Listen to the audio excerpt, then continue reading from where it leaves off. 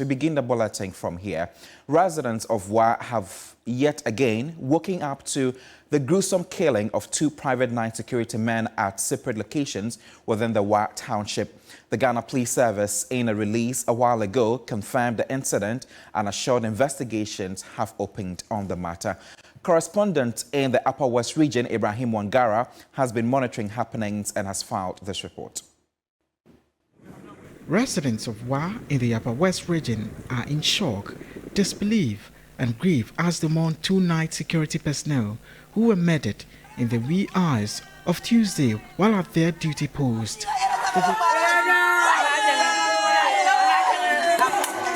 The victim, 62-year-old Labengu Kwabena, was a night security man at the Wa East District Education Offices located at Kunta, a suburb of Wa, and Seidu Tasung, who was also on duty at the Wa Model Junior High School.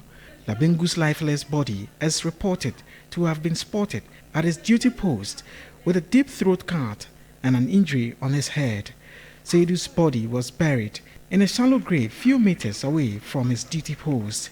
His body was exhumed by the police and it is suspected he was also attacked in the head.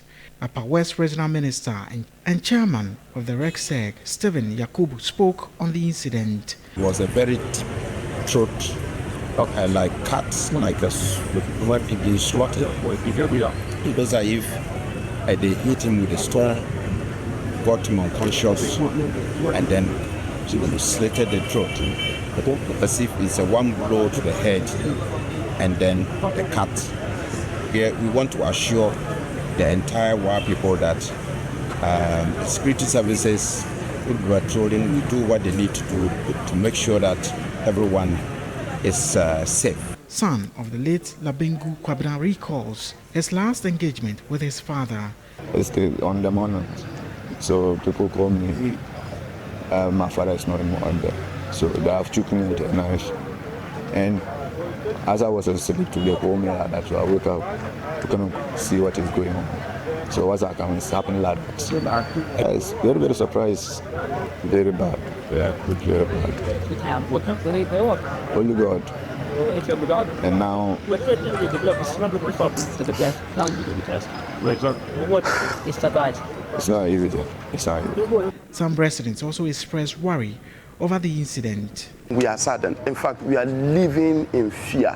Issues like this has happened before. We have never had any form of justice. We have never seen any report or anything that happens to show that the police has finished with their investigation. So what we want is just justice. Meanwhile, the Ghana Police Service says it has commenced investigation into the circumstances surrounding the death of two persons in the Wa municipality of the Upper West region. We are definitely keeping an eye on this development. Two more stories. The second Deputy Speaker of Parliament, Andrew Siema-Mwakon, has directed the Interior Minister to appear before Parliament to answer questions on the suspected serial killings in Bole and part of Wa. Both majority and minority MPs were unanimous in supporting the Speaker's decision to summon the Interior Minister. I just arrived from my constituency this morning, and I can report to you that the people of Bole are living in fears. Between May and June, 3 people lost their lives through serial killing. And this morning, I also heard that 2 people have been murdered in a very similar manner in Wa. And the return to Wa just happened today, with 2 people killed at a stretch. Mr. Speaker, I think that the police must sit up. And I also think that some further and quality investigations has to happen in this matter. We are worried about the situation. We are worried that lives are lost and not much is done to investigate and bring out the murderers and perpetrators of this crime. But as soon as possible, I'm in total agreement. I'm saying the same thing. As soon as possible, the minister should be programmed, but he also needs to be given time to prepare and come brief the House properly. Speaker, on that score, we will solidarize with our colleague. Wednesday, next week Wednesday, next week Wednesday. So that is my ruling. Speaker, I still want to play with you. Honorable, and that is why I'm coming. Honorable Yusuf. Order 93. It's an emergency issue. Honorable Yusuf, I've given you the platform. I've given you the platform. Yes, because I'm talking about the killing of people. So what I'm saying, my order is that the minister appear before us next week till Wednesday. Yeah, we are proposing a Friday, so that they don't kill more people. I am telling you, I'm just from the minister's office. He's not in town. So what I'm saying is, that's my ruling. Dismiss appointees involved in the sale of the 4 hotels belonging to the Social Security and National Insurance Trust. That's the call from the organizers of the Hands Off Our Hotels demo. The over 5-hour protest attracted thousands of protesters who were unanimous in the call for President Akufo-Addo to immediately terminate the deal. There's more in the following report. From all walks of life, they gathered in front of the Labadi Beach Hotel to demonstrate against the sale of majority shares of the said hotels to the Rock City Hotel Limited, owned by Minister for Food and Agriculture Brian Champon. Poised for action and to make their voices heard, organizers led a charged crowd escorted by the police. The President must show to us that he means what he says and he says what he means. Right. So we insist that only the President can resolve this quagmire. He should announce today that they are backing out of this transaction because it is inimical, it is detrimental to our national welfare as a collective. So today we are telling the President that we will never be spectators and that we expect him to do the needful and leave the assets alone. Some protesters and passers-by had different agenda, from protesting the sale of the hotel to economic challenges. Me a businessman, and na me business in na say, and na me business in na go. Me yikas be a makrefra brochira ba, o ma fani na free them. Enti amam siwe me hot, my hot ankasa, me huska na san, me ni hwe. The sale of these hotels now, in fact, it go against me. I'm thinking about it. That will, not me, but my great-grandchildren, they will come to suffer for it more. So I wanted to come and take part in this demonstration. Supported by members of the minority caucus in Parliament, they demanded an immediate halt to the sale. Government needs to stop this transaction from taking place. I mean, it's as simple as that. As a government, the assets of the people are put in trust with you. And if you start selling everything, taking over everything, what do you expect the people to do? Although expected to terminate at the Christ the King Church, where representatives from the presidency were expected to receive the petition, they were stopped at the Switchback Road. The reaction from the protesters elicited a response from the police, who unleashed pepper spray on the protesters.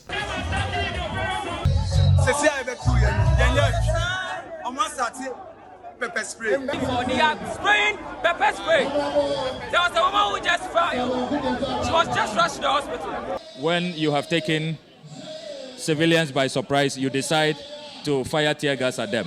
We will inquire into this matter further, and certainly the police hierarchy will be dragged to Parliament. They would have to answer for what they have done, because we have done our part. We have been very peaceful.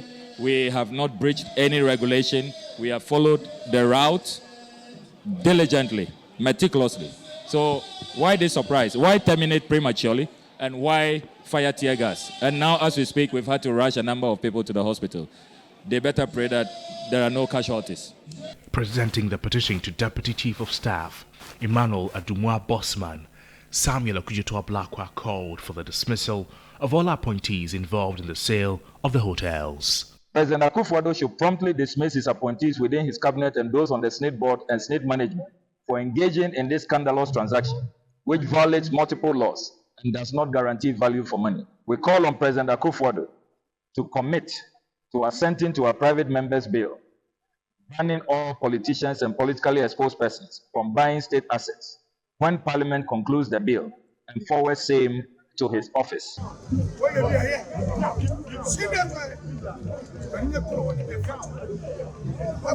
We head to the court now. An Accra High Court has ordered the National Security to take steps to investigate the source of an unsanctioned audio recording of part of the proceedings on Thursday, June 18, 2024, when the third accused in the ambulance trial, Richard Jakpa, was being cross-examined. Justice Ifiasewa Asare-Botwe warned that she would resort to an in-camera proceedings if the act is repeated. Lord Edu Asare reports that prosecution resumed cross-examination of Richard Jakpa following the caution by the court. During cross-examination, Director of Public Prosecution Yvonne Atakra Obobisa sought to establish that Richard Jakpa was dismissed from the Ghana Armed Forces in 2007 due to misconduct and his failure to pass his promotional examinations after several attempts. But responding to the prosecution, Richard Jakpa told the court that he was simply a subject of victimization. He asserted that when the New Patriotic Party took over, he was told his services were no longer needed. He noted that he was posted to Sunyani after being tagged a persona non grata, but was reposted to Accra after an incident with then Minister of Defense Ado Kufuor. Richard Jakpa also averred that during his attempts of the promotional exams, the military tried to get him out by constituting a psychological board to assess his mental state in order to declare him mentally unstable. However, after their appraisal, the team from Cambridge sent a letter describing the third accused as one with superior intelligence who required mentally stimulating tasks and assignments. He added that there was a report of 25 exams he had taken in a space of 2 years from courses in Pennsylvania with an average of 97.8%. On matters regarding how he met the Attorney General, Mr. Jakpa indicated that in December 2021, when charges were first proffered against him, he met the AG, then Deputy, several times at the house of Justice Kolendi, but the two did not engage each other as they were not friends. But when he was granted bail by the court, he was assisted by the Attorney General while on phone with his cousin, the Supreme Court judge. Jakpa also admitted that he was the first to reach out and introduce himself to the Attorney General because the AG didn't have his number. The prosecution disclosed that the businessman sent 68 messages to the AG but only got 2 responses. But Jakpa denied, adding that some of the conversations were done orally. Deputy Attorney General Alfred Tioyeboah spoke to the media after the hearing. Jakpa tendered some documents instead of the chat. He also said, you're going to tender the full complement of the chat. That's what we're seeking to be. The Attorney General, Alfred Tioyeboah, who was in court this time around, could be seen on a number of occasions conferring with the Director of Public Prosecution and helping with questioning of the third accused in the box, Richard Jakpa. The case has since been adjourned to Thursday when cross-examination would continue. Lord Edu Asare, TV3 News, Accra High Court.